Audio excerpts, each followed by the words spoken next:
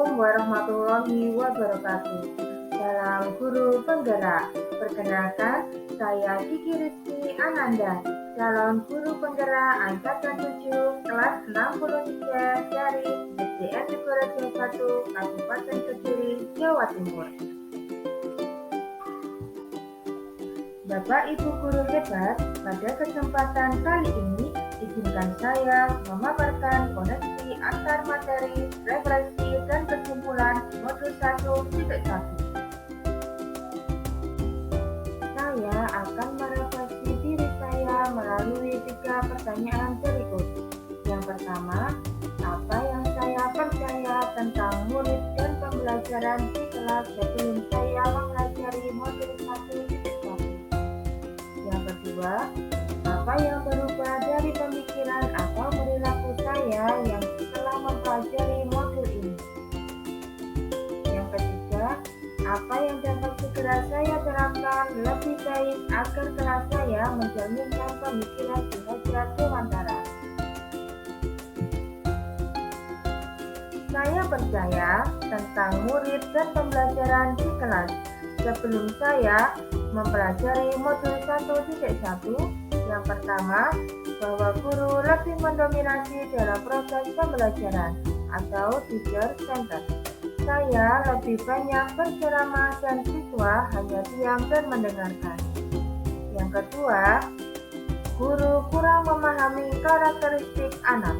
Saya cenderung menyamaratakan kemampuan anak dengan melakukan pembelajaran sesuai dengan zona nyaman saya tanpa memperhatikan perbedaan anak. Yang ketiga, dalam proses pembelajaran, guru terfokus pada capaian materi dan KKM, terutama aspek kognitif. Ini yang saya sering lupa, bahwa pendidikan bukan hanya soal mentransfer ilmu saja, padahal ada aspek lainnya yang perlu diperhatikan dalam belajar. Kemudian yang terakhir, suasana yang tenang dan tertib adalah fokus utama guru, supaya siswa memahami materi yang disampaikan.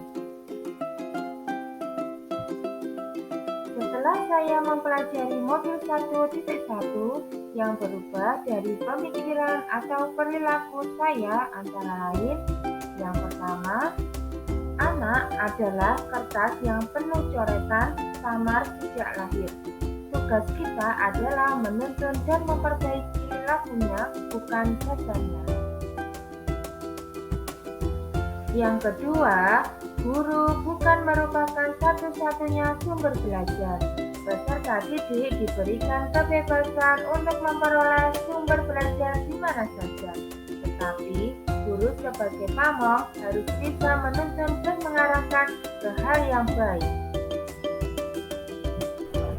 Yang ketiga, pembelajaran berpusat pada anak.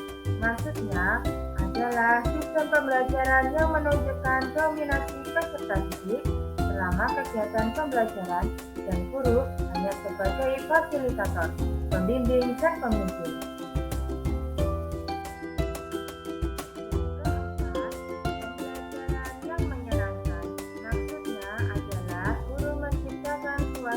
Pembelajaran yang menyenangkan dan berkesan yang akan menarik minat peserta didik untuk terlibat secara aktif sehingga tujuan pembelajaran dapat tercapai maksimal. Yang terakhir adalah aspek kognitif. Bukan yang terpenting lagi, harus seimbang dengan aspek afektif, yakni budi pekerti. Budi pekerti di sini harus seimbang, yaitu perpaduan antara cipta atau kognitif, karsa atau afektif, sehingga menciptakan karya atau psikomotor. Agar kelas saya mencerminkan pemikiran Ki Hajar Dewantara, penerapan yang segera akan saya lakukan di kelas antara lain: yang pertama, merancang pembelajaran yang interaktif serta menyenangkan yang melibatkan peserta didik sehingga mereka antusias dalam mengikuti pembelajaran. Yang kedua, menerapkan pembelajaran berbasis kearifan lokal dan budaya setempat.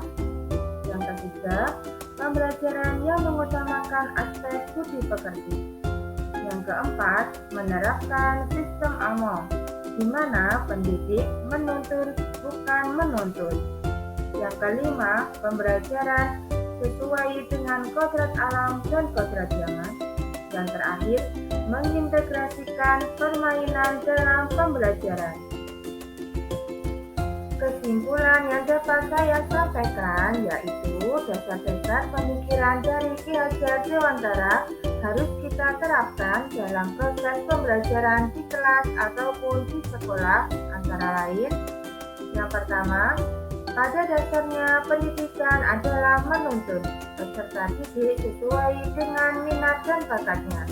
Yang kedua, pendidikan sejatinya menghambakan pada anak, yakni pendidikan harus berpusat pada peserta didik, memberikan mereka kesempatan dan fasilitas mereka dalam mencapai tujuan pembelajaran. Pendidikan bukan hanya ilmu akademis saja, tetapi perlu penambahan budi pekerti di dalamnya. Demikianlah pemaparan saya tentang koneksi antar materi pemikiran filosofis Ki Hajar Dewantara.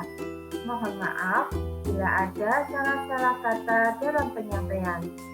Salam dan bahagia. Wassalamualaikum warahmatullahi wabarakatuh.